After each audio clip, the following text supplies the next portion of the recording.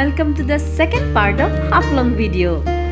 আজি আমি যাবলৈ ওলাইছো হাফলঙৰ কেইটামান ধুনিয়া ঠাইত দেখুৱাম আপোনালোকক ধুনিয়া হাফলংখন। সো থাকক এই ভিডিঅ'টোত শেষলৈকে মোৰ লগত। Let's start it.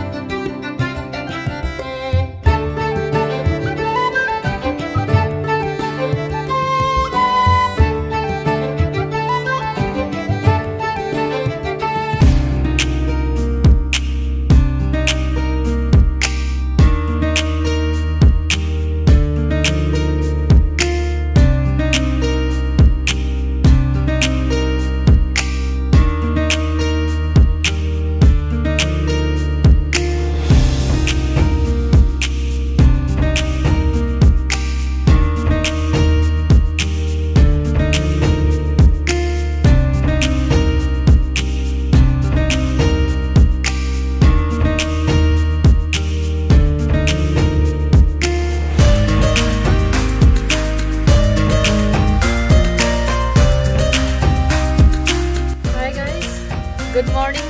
আমি হাফলং ফুৰিব ওলাইছো আজি ৰাতিপুৱা।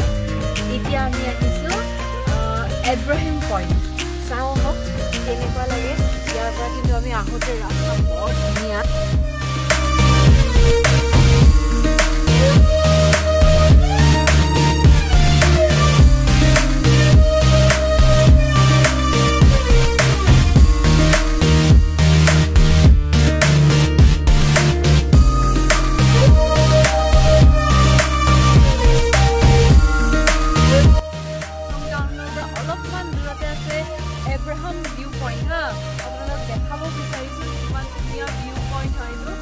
ইমান ধুনীয়া ভিউ দেখা যায় এজ লাইক পুৰা চেৰাপুঞ্জীৰ দৰে পুৰা মানে চেৰাপুঞ্জীৰ ফিল ল'ব আৰু চেৰাপুঞ্জী মেঘালয়লৈকে যাব নালাগে ইয়াতে আপোনালোকে পুৰা মেঘালয়ৰ ফিল ল'ব পাৰে। আজি ৱেডাৰটো তেনেকুৱাই হৈ আছে, বৰষুণ দি আছে, বতাহ মাৰি আছে আৰু চাওক এই ভিউ একেবাৰে মেঘালয়ৰ ফিল ল'ব আপোনালোকে।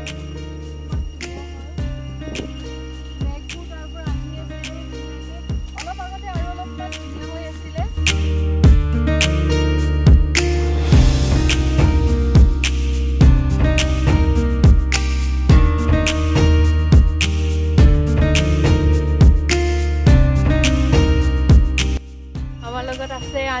আন্টিৰ ঘৰতে আহিছো, এখেতৰ লগত আহিছো, এখেতৰ ঘৰত থাকি আছো।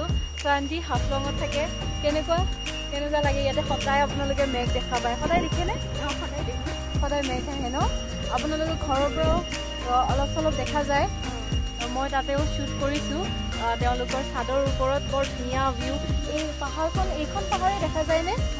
এইখন ন এইখন পাহাৰকে দেখা যায়। পুৰা মেঘবোৰ আহি পুৰা মানে এনেকুৱা লাগে পাহাৰখনে এটা মেঘৰ চাদৰ পিন্ধি আছে হয়নে? তেনেকুৱা ধৰণৰ। আপোনালোকেতো খুব ফটো উঠে চাগে? খুব ফটো উঠে ন? ইমান ধুনীয়া বিউটি থাকিলে ফটো নুঠাৰ ৰিজনে নাই।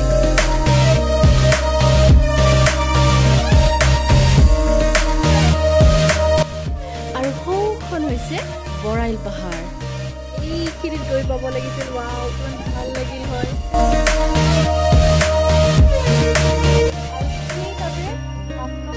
ষ্টেচনখন আছে ইয়াৰ পৰা অলপ অলপ দেখি, কিন্তু আপোনালোকে দেখা পাবনে নাই দেখাব চেষ্টা কৰিব।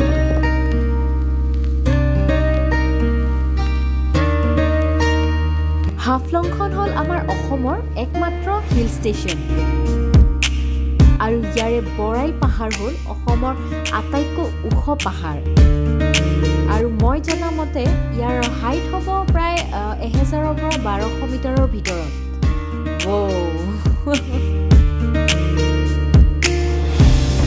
কিমান মাৰি আছে দেখিছে? একেবাৰে উৰি গৈ আছে।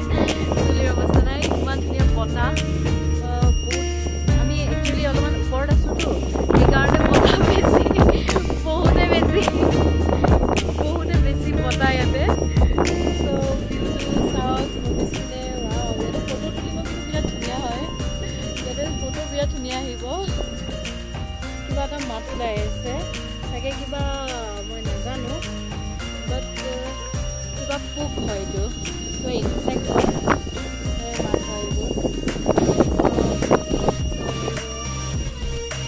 জংঘলত আমি এতিয়া গুৱাহাটীত ইমান এইবোৰ চিঙা নাপাওঁ আগতে সৰু থাকোঁতে কিবা কিবি কুকুৰে মাতি থাকিছিল ৰাতি শুনিছিলোঁ আজিকালিতো গুৱাহাটীত তেনেকুৱা পৰিৱেশ নাই কিন্তু ইয়াতে আহি মানে ফিল হৈছে আৰু যে আহিছোঁ নেচাৰেল বিউটিৰ মাজত আহিছোঁ সেইটো ফিল হৈছে আজি ইয়াতে আহি বহুত ধুনীয়া লাগিছে দেখুৱাই আছোঁ আপোনালোকক হাফলং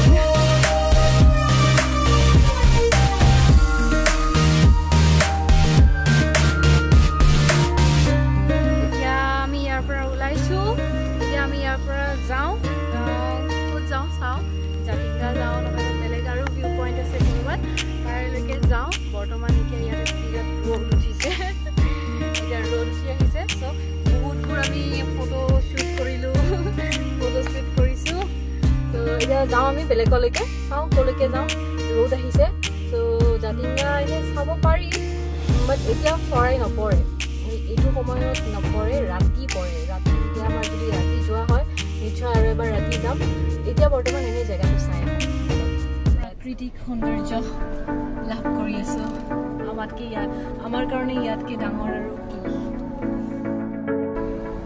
এইখন হাফলং ষ্টেচন অথনি কৈছিলোঁ নহয় ষ্টেচনৰ পৰা ওলাই আহি ডাইৰেক্ট ভিউ দেখিব আৰু বেছি দূৰলৈকে যাবও নালাগে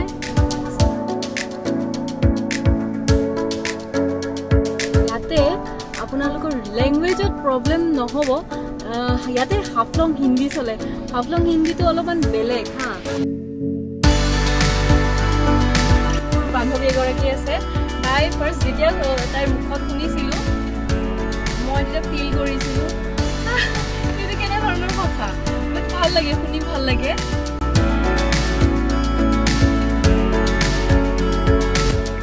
এই ভাষাটো আপোনাৰ হিন্দী ভাষাৰ পৰাই উৎপত্তি হৈছে আৰু এই ভাষাটোত অসমীয়া বেংগলী ডিমাচা জেমি নাগা ইত্যাদি বিভিন্ন ভাষাৰ শব্দবোৰ মিক্স হৈ আছে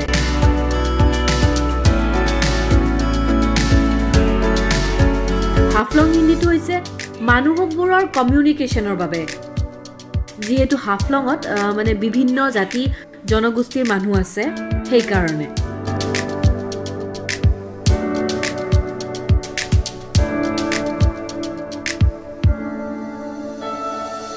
আমি আহি পাইছোঁ এটা মিষ্ট্ৰিয়াছ জাতিংগালৈকে জাতিংগাত চৰাই পৰা চাব হ'লে কিছুমান পাৰফেক্ট টাইমিং আছে সেই তেতিয়াহে আহিব লাগে যেতিয়া ক্লাইমেটটো গৰমৰ পৰা ঠাণ্ডালৈকে চেঞ্জ হয় বা জোনাক নথকা ৰাতি আৰু ডাঠ কুঁৱলী পৰে সেই তেতিয়াহে দেখা যায় চৰাই পৰা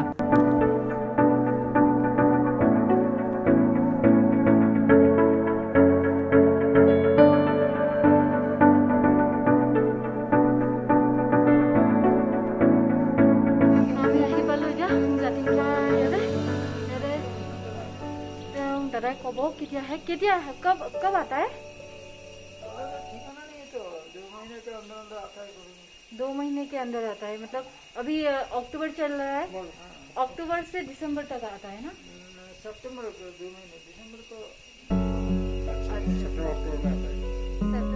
कितने दिन तक रहता है बर्ड्स कितने दिन तक रहता है मतलब गिरने के बाद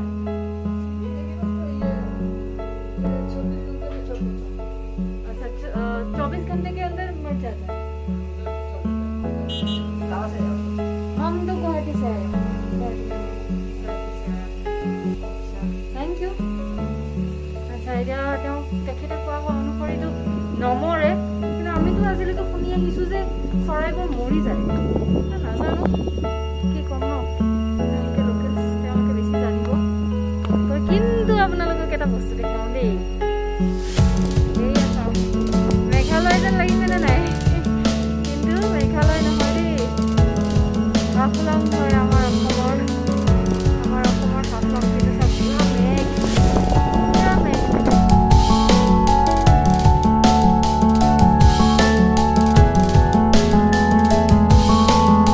আৰু এইটোৱে হৈছে জাতিংগাৰ বাৰ্ড ৱাচিং টাৱাৰ। মাজতে ধুমুহা অহাৰ কাৰণে এইটো ভাঙি গৈছিল, চ' এতিয়া মেৰামতিৰ কাম চলি আছে, সেইকাৰণে ওপৰলৈকে যাব নোৱাৰিলোঁ। আৰু শুনামতে বাৰ্ড ৱাচিং টাৱাৰটোত লাইট জ্বলাই থয় আৰু নেট বান্ধি থয়, তেতিয়া গছ ঘৰবোৰত চৰাইবোৰ খুন্দা মাৰি মাৰি পৰি থকা দেখা যায়। কিছুমান ইনজিয়াৰ্ড হয় আৰু কিছুমান মৰি যায়।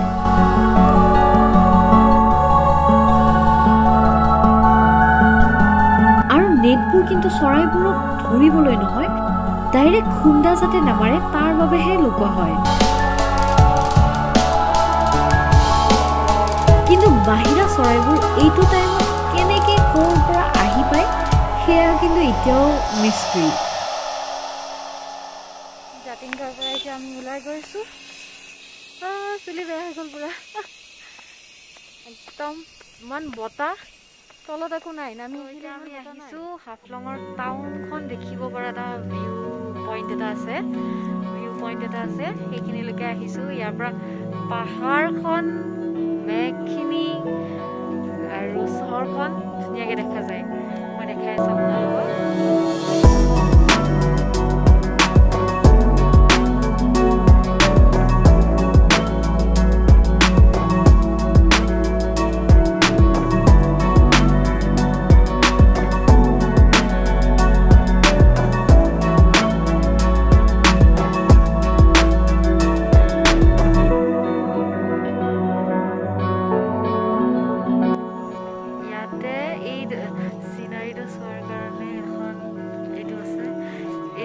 ইয়াতে উঠি গৈ চিনাৰীটো চাব পাৰি, পুৰা বহুত ধুনীয়াকৈ দেখা যায়। কিন্তু এতিয়া বৰ্তমান এইটো বন্ধ কৰি ৰাখিছে, কাৰণ কি এতিয়া ক'ভিডৰ কাৰণে ইয়াতে এণ্ট্ৰি বেন আছে, বন্ধ কৰি থৈছে। আমি সোমাব চেষ্টা কৰিছিলোঁ, কিন্তু তেওঁলোকে দিয়া নাই, মানে সুধিলোঁ বন্ধ বুলি ক'লে। চ' পিছপিনৰ পৰা চাব নোৱাৰোঁ, ইয়াৰ পৰাই চাব লাগিব যি চাই আৰু ইয়াৰ পৰাও ধুনীয়া দেখা যায়। কিন্তু তাৰে পৰা হ'লে অলপমান বেছি এক্সট্ৰা হ'লে হয়, কিন্তু এতিয়া ইয়াৰ পৰাই চাওক আৰু যিহেতু ক'ভিডৰ কাৰণে বন্ধ আছে। ইয়াৰ পৰাও কমটি ধুনীয়া নহয় কিন্তু দেই, বিৰাট ধুনীয়া ভিউ হয়। আমি ঘৰমুৱা বহিলোঁ, আমি এতিয়া যাওঁ। আমি এতিয়া ঘৰলৈকে যাওঁ, কাইলৈ আকৌ ওলাম চাগে। বাপৰে চুলি বেয়া হৈ গ'ল পুৰা। চাই থাকিব আমাৰ লগত, দেখুৱাই আছোঁ হাফলং।